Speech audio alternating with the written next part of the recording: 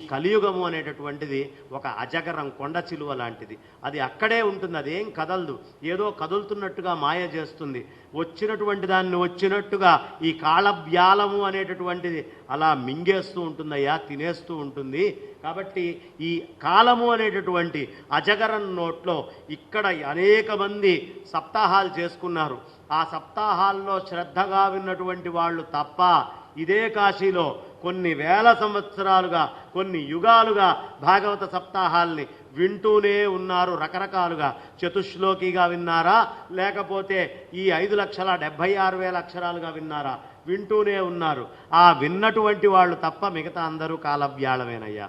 శ్రద్ధగా వినటువంటి వాళ్ళందరూ ఈ కాలం అనేటటువంటి ఆ వ్యాళం, ఆ సర్పము నోట్లోకి పోయేటటువంటి వాళ్ళే. కాబట్టి ఆ కొండ చిలువ ఎలాంటి వాళ్ళనైనా కబళిస్తుంది.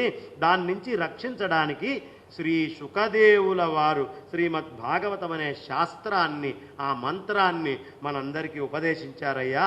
శుకమంటే చిలుక.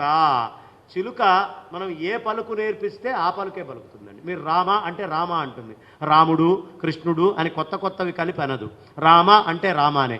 ఈ శుకుడు ఏమిటయ్యా అంటే, శుకుడు కూడా ఉన్నదున్నట్టుగా ఏది తాను తెలుసుకున్నాడో యథాతథం చెప్తాడు కాబట్టి ఆయన్ని శుకుడు అన్నారు. శుకవత్ భాషణం కుర్యాత్, శుకుడిలాగా మాట్లాడాలి అన్నారు. కలౌ కీరేణ భాషితం.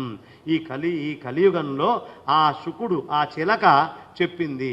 ఏం చెప్తోందయ్యా అంటే, మొత్తము నిగమాలకు సంబంధించినటువంటి సారాన్నంతా చెప్తోందండి అన్నారు. ఎలా చెప్తుంది అంటే, దీన్ని ఆమాంతం తాగేయడమే. ఇంకా మళ్ళీ ఇందులో చిన్న చిన్న పనికిమాలినటువంటి వస్తువులు ఇవేవి లేవు. రేపు చెప్పుకుంటాం మనం. ఇవేవీ లేవు. కేవలం ప్రత్యక్షంగా గడగడా లోపలికి తీసేసుకోవడమే.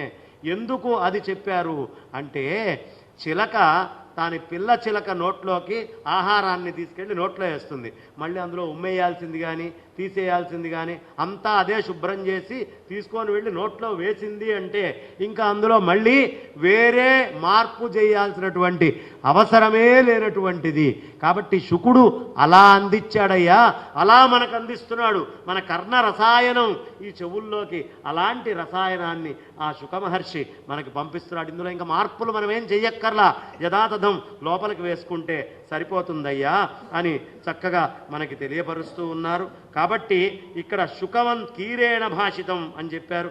అలాంటి ఆయన అంతఃకరణ శుద్ధికి దీనికంటే వేరే సాధనం ఇంకోటి లేదు. అంతఃకరణ శుద్ధి కావాలా, మనస్సు బుద్ధి అహంకారము చిత్తము అన్నీ శుద్ధం కావాలని నువ్వు కోరుకుంటున్నావా? దీన్ని మించినటువంటి సాధన ఇంకొక